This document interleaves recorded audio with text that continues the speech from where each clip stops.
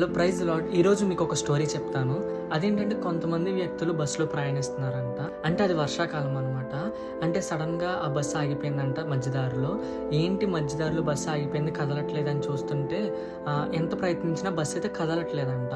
అయితే సడన్గా ఈ ఉరుములు అవి పడి ఈ మెరుపులతో చాలా బీభత్సంగా ఆ వాతావరణం ఉందంట.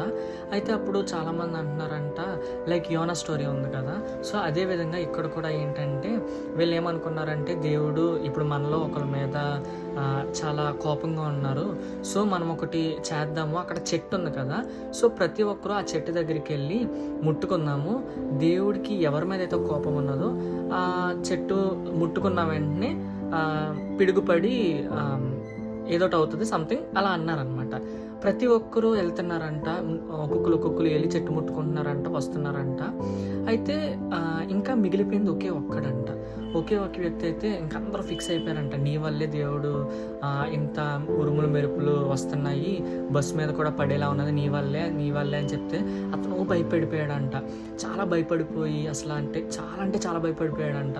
నువ్వే వెళ్ళు అంటే ఇంకా ధైర్యం చేసి లాస్ట్కి ఆ చెట్టు దగ్గరికి వెళ్ళి ఆ చెట్టు ముట్టుకున్న వెంటనే పిడుగు పడిపోయిందంట. కానీ చెట్టు మీద కాదు, బస్సు మీద పడింది. ఈ స్టోరీ బట్టి మీకు ఏమర్థమైందో కింద కమెంట్ చేయండి.